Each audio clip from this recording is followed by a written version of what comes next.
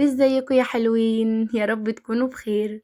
ايه رأيكم بقى في صينية المكرونة القمر دي؟ شايفين الحلاوة والجمال والطعمة، وطعمها حكاية. شرايح بطاطس كده ولحمة مفرومة ومكرونة، طبقات كده خطيرة. والله ما هتبطلي تعمليها من حلاوتها. طعم ايه، والالوانات بقى والفلفل بقى، بصوا تجنن. والله مش هتبطلي تعمليها من حلاوتها، حلوة قوي.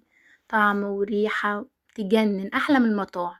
نبدأ بقى بسم الله كده، ونصلي على الرسول ونشوف المكونات بتاعتنا ايه. معايا هنا ربع كيلو لحمة مفرومة، ومعايا فلفل الوان، فلفل اخضر الموجود، وطماطمية كده انا مقطعاها، ودول بصلتين كبار. ومعايا 3 كوبايات عصير طماطم، معلقة صلصة بيوريه. ومعايا هنا البهارات بتاعتنا، ملح فلفل بقى، بابريكا، بهارات لحمة كده. ومعايا نص معلقة توم مفروم.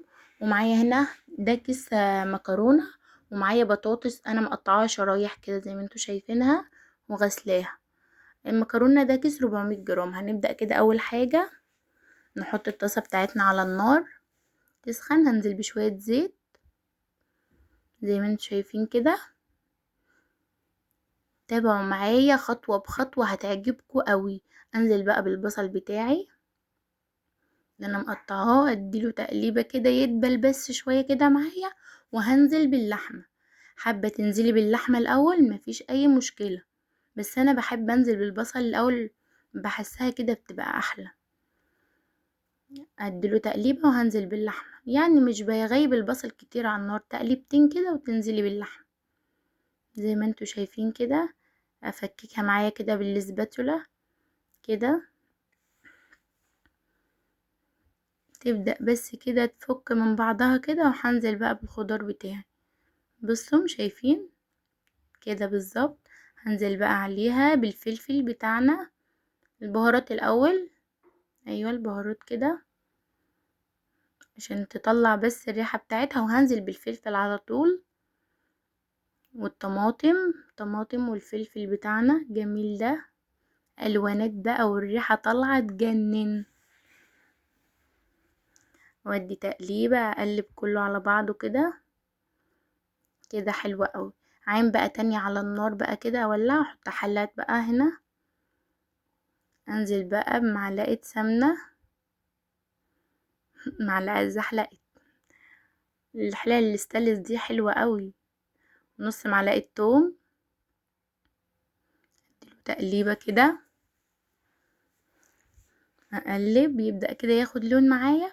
هنزل بقى بالبهارات، وده معاهم مكعب مرق انا حطاه في التسبيكة بيخلي طعمها حلو. ودي معلقة الصلصة اهي معايا، هنزل بيها كده واديلها تقليبة زي ما انتوا شايفين كده. اديها تقليبة كده تسخن معايا عشان المواد الحافظة اللي فيها، بس زي الفل كده. هجيب بقى عصير الطماطم، هنزل ب3 كوبايات عصير طماطم انا ضرباه في الخلاط ومصفياه. هسيبها بقى تتسبك معايا، اديلها تقليبه كده واسيبها تتسبك معايا. ايوه كده. وهنا بقى اللحمه بتاعتنا اهي زي ما انتوا شايفين استوت وبقت زي الفل. هشيلها من على النار. والبطاطس بقى اللي انا كنت مقطعاها صفيت من عليها الميه، وحطيت عليها شويه بابريكا وشويه بهارات كده وملح، اطعمها بس كده. هي كده كده هتشرب من الصوص الاحمر اللي احنا عاملينه، بس مفيش داعي، مش مهم يعني من طعمها شويه كده عادي. دي بقى صينيه كده دهناها سمنه زي ما انتوا شايفين.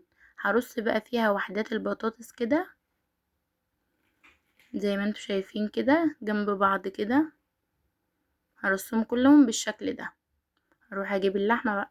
دي التسبيكه بتاعتي، بصوا كده اتسبكت بقت زي الفل. انا كده رصيت البطاطس كلها، هنزل عليها باللحمه.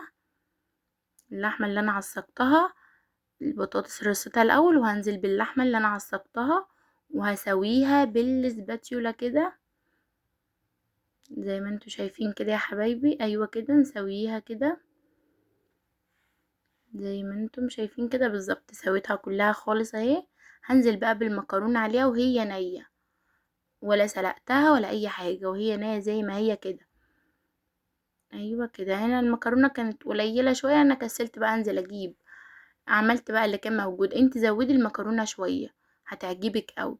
دي بقى الصلصة اللي انا عملتها، الصوص الاحمر بتاعنا. لو عندك مرقة او شوربة يعني زوديها، مفيش حطي مكعبين مرق وزودي مية عشان تبقى خفيفة والمكرونة تستوي فيها. بصوا زي ما انتوا شايفين كده، اغطيها كده زي ما انتوا شايفين، واروح بقى على الفرن. طلعت معايا من الفرن زي العسل، شايفين؟ واخده وش من فوق كده ومستوية وتجنن.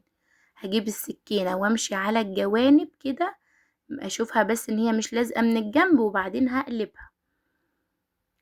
ايوه كده. حطيت عليها طبق بقى، اي طبق كده يكون اكبر من الصينية شوية، وقلبتها من تحت. كنت حاطة صينية تانية تحت كده عشان اعرف اقلبها، عشان هي طبعا سخنة لسه خارجة من الفرن. بصوا قلبتها، شايفين بقى الطبقات والجمال والحلاوة بتاعتها.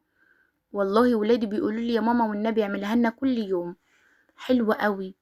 ويا ريت ما تنسوش بدعوة حلوة كده يا حبايب قلبي، واشتركوا في القناة عشان يوصلكوا كل جديد. والله حلوة قوي، لازم تجربيها وقولوا لي ايه رأيكم في التعليقات. كده خلصنا، باي باي.